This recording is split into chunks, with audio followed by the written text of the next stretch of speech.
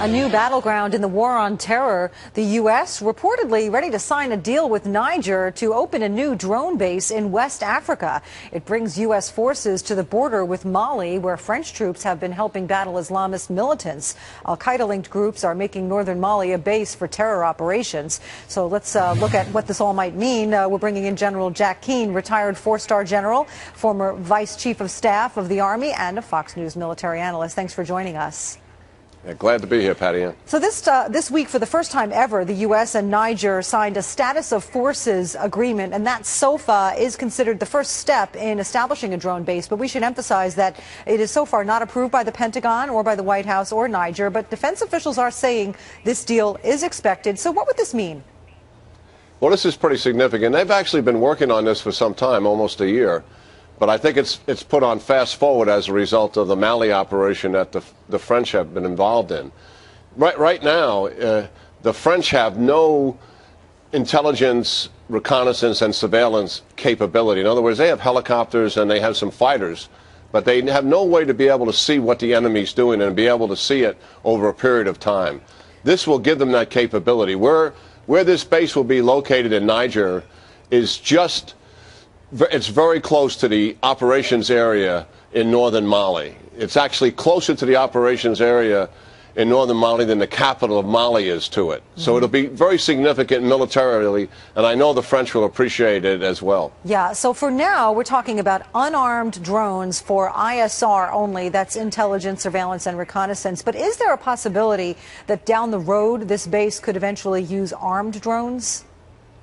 Oh, yeah, absolutely. I clearly believe we're heading in that direction. And unstated here, and it's probably, I know it's classified, and it should stay that way. But we know that the Central Intelligence Agency will be conducting operations in certain parts of North Africa. And when they're doing that, they're using armed drones as well. But this is a step in the right direction here, Patty Ann. I mean, the Al-Qaeda have delivered a blow to us in Benghazi, and we have never really responded to it except with an FBI investigation. And this is the first step that we're starting to move in that direction, that the United States is going to be involved. We did have some success in Somalia in the east against the Al-Shabaab terrorists, which is an Al-Qaeda-affiliated organization. But since the rise of Al-Qaeda in North Africa, this is really our first step at pushing back on it. You know, in general, African countries are uncomfortable about housing U.S. bases because they are terror targets. So why is Niger expressing so much interest in cooperating with the U.S.?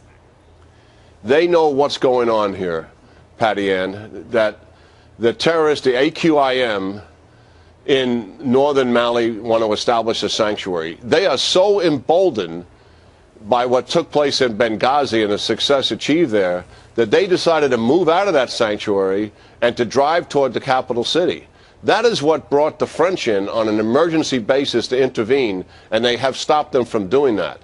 So Niger knows how aggressive the AQIM is, and that they intend to conduct operations in the neighboring countries of northern Mali, and Niger sits right there on the border, and they know they're being threatened by it. They're willing to accept the risk of the magnet that a U.S. base is to terrorists, as opposed to the risk of what those terrorists would do overall to their country.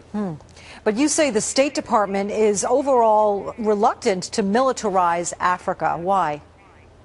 Well, when you talk to the people in AFRICOM, that is the combatant command that looks at Africa, military command, regional command as we refer to it, they have had difficulty making military moves in northern Africa, mostly for presence, not to be involved in any fighting, because of the State Department's unwillingness to militarize it. That's their word, not mine.